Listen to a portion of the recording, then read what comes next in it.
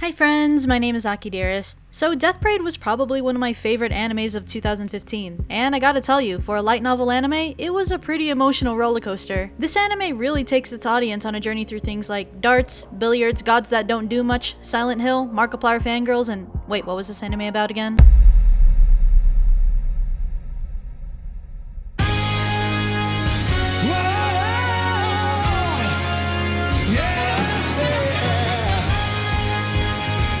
So welcome to the Everything You Didn't Know About series, where I take an anime and share with all of you as many interesting facts, Easter eggs, and my own theories and metaphors of what this anime has to offer.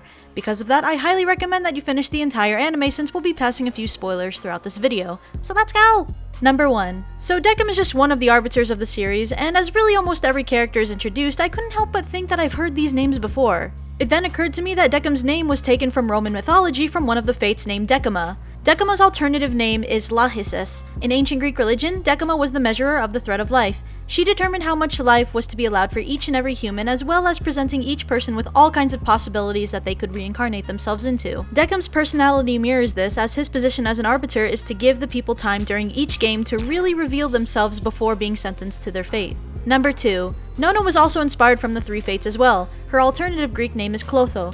Clotho was the one who made all the decisions, such as when a person was born. She could also decide whether gods or immortals were to be saved or to be put to death. In the anime, we see a few scenes where Nonas seem to have more authority over the judgments being made for each pair of individuals. Number 3. Last of the three fates was Morto, also named Atropos. Well, that's weird, we don't really see anyone with that name in the anime. Then it occurred to me that it has to be Castra. Now, I can't really figure out why they changed the name, considering that in Latin, Castra was a term used for land reserved for military purposes. Regardless, Morta was the goddess that decided the deaths of each individual and the process used to end each life. In Death Parade, Castra is also known as the Queen of Death.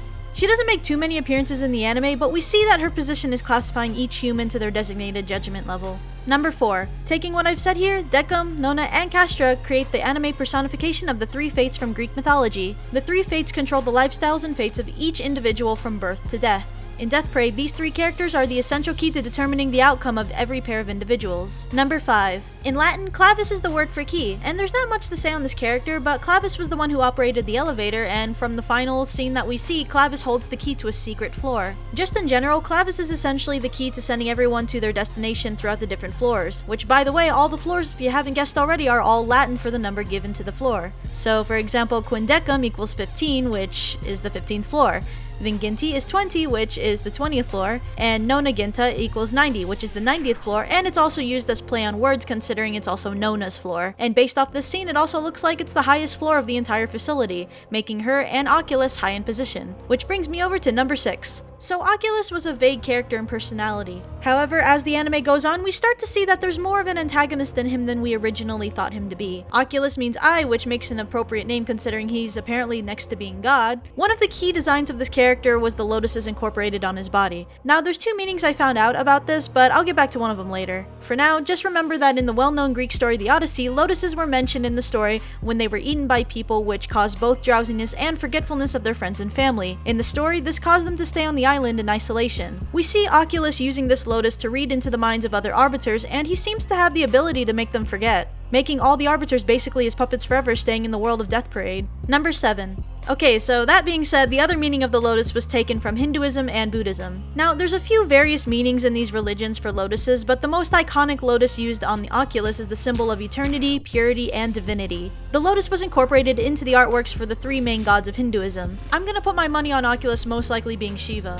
In the opening, we see this specific scene where Oculus and the arbiters behind him shape out the iconic pose of multiple arms. Shiva is also called the Destroyer or the Transformer, and by the end of the anime, we see that Oculus does have the mindset of a more destructive personality. Then again, the religion depicts many of its gods with multiple arms and personalities, so it's possible that Oculus could just be a sort of combination of all of them. Number 8. We have some artistic shots of designs that take a striking look to the samsara symbols. Samsara is essentially the repeating cycle of birth in Hinduism, Buddhism, and various other religions. The circle behind Decim resembles the mandala with the lotus symbols that symbolize reincarnation that wrap around it, as well as this DNA-looking design that wraps around that. The second side of the circle is shown in the artwork done for the dartboard in episode 1. The dartboard's design consists of body parts drawn in such a way it looks like sexual pleasures. These designs surround itself into the bullseye being the heart. So samsara symbols the constant cycle of reincarnation, and that you will continue to be reincarnated until you reach enlightenment. The heart at the center of the dartboard represents enlightenment, but there's a good chance that you won't hit it because of all the sins and the pleasures and pain around it. Ironically enough, Machiko doesn't even hit the target until realizing the truth that they're actually dead. From here on, the episode carries out of the couple coming to the realization of the situation and finding out who each of them truly are. This follows the concept of moksha or nirvana, which is the moment of enlightenment and breaking free of samsara.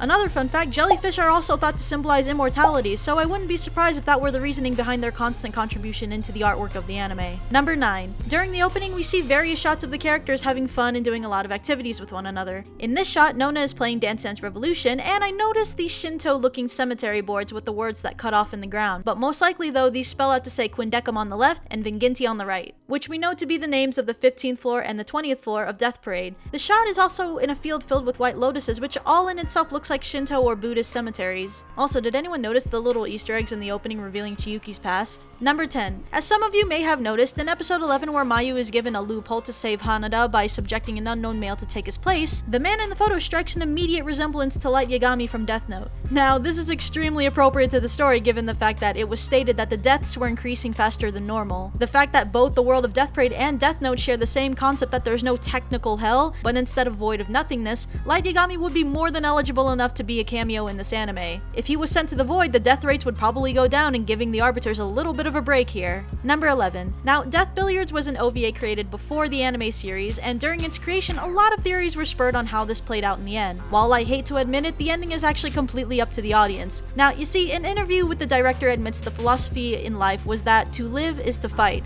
Now, this philosophy was embedded into the 30-year-old. What I can say, though, is that even though Death Billiards was made first, the setting is probably somewhere between episode 5 and episode 10 because we noticed that the board's design in Death Billiards is of the Chavot design. The board was not changed to the design until episode 5, plus the old man in Billiards is obviously connected to the old woman in episode 10, and the OVA suggests that the old man has passed on before his wife. Now, this is all being said without incorporating the various theories pointing out to the possibility that the old man is actually just a spirit. Number 12. Alright, so I'll admit the intro song is probably one of the catchiest and most fun openings I've ever seen. And even though the songs got me feeling ecstasy in a world run by an overplayed Adele song, the lyrics are pretty deep and reflect the anime's message pretty nicely. Here's some of the deeper lyrics that really shine.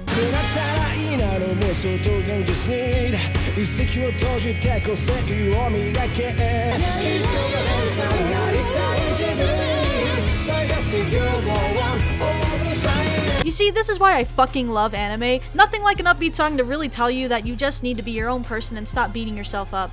Ironically, this song gives a lot of advice to the audience, but throughout the anime, this message doesn't even become clear to the arbiters themselves given the way that they judge.